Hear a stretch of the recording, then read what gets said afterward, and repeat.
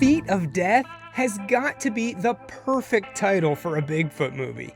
You know what you're getting into here. There's gonna be a Sasquatch, he's gonna have big feet, and it's a horror film. But Feet of Death does somehow manage to be more than that. First off, this is the first feature-length film for director James Chick, and although it looks really great, I would still consider this to be low budget and a labor of love. Before Feet of Death, James worked on the visual effects for the TV show Grimm, which no doubt played a role in helping him make this movie. Let's start with the plot. The short and skinny of it is that we have a paranormal YouTuber who's out investigating some mysterious deaths all happening around Mount St. Helens.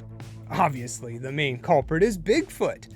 The YouTuber's found dead in the woods, and the sheriff and ranger take over to try to unravel just what happened here, finding clues here and there as they go. The major clue to whodunit is a trail cam put up by the YouTuber, in which we see some pretty clear footage.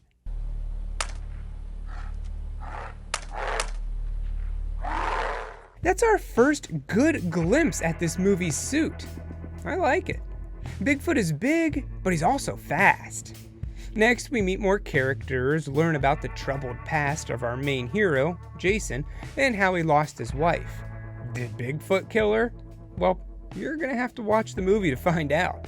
Jason does have a father figure that works with him named Al, and he manages to crack some pretty good jokes. You know what? Finding Bigfoot will be no small feat. The story can sometimes be difficult to follow. It starts out with them finding the YouTuber dead, and then it backpedals to him being out into the woods, and then it jumps back to the investigation on how he died, and then it's back to him being alive and well out camping in the woods again. Once you figure out that the dead guy in the beginning is the YouTuber, it all helps to make a little bit more sense. The plot is pretty good and has enough twists and turns to keep you interested throughout the whole film. However, there are admittingly times that it did drag a bit in parts. One thing that helps with that are the interesting characters and the chemistry that all of them have together. The sheriff and Jason worked really well together, and I honestly have no quarrels with their acting.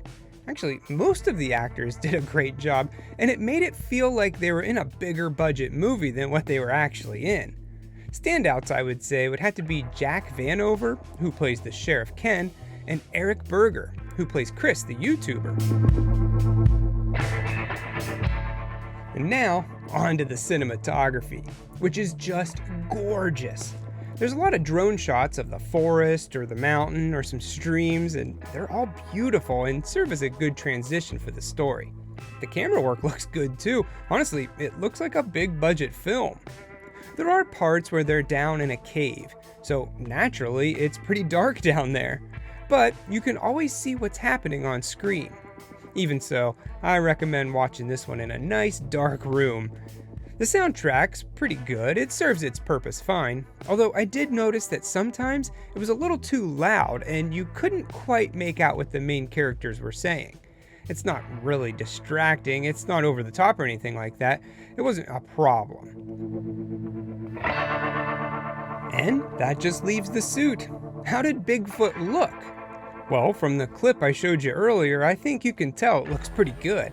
And later on, you do get a nice, clear, up-front look at the beast. It looks pretty good for the most part, and I really like how they conveyed a sense of speed, also making it a huge hulking beast. I mean, it was clear that this thing was huge. There is a part where they're down in the cave, and you can hear it growling. And yeah, it's a big animal.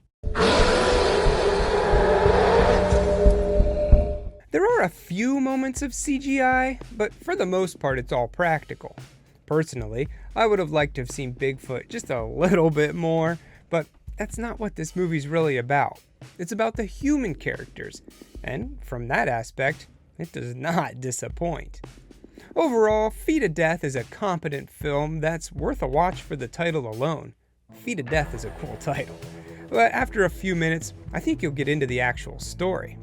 At just over an hour and 45 minutes long, it's well worth the $3 rental fee on Amazon Prime. If you're bored and want to watch a more modern Bigfoot movie, then look no further than Feet of Death. I give it 3 feats of death out of 4.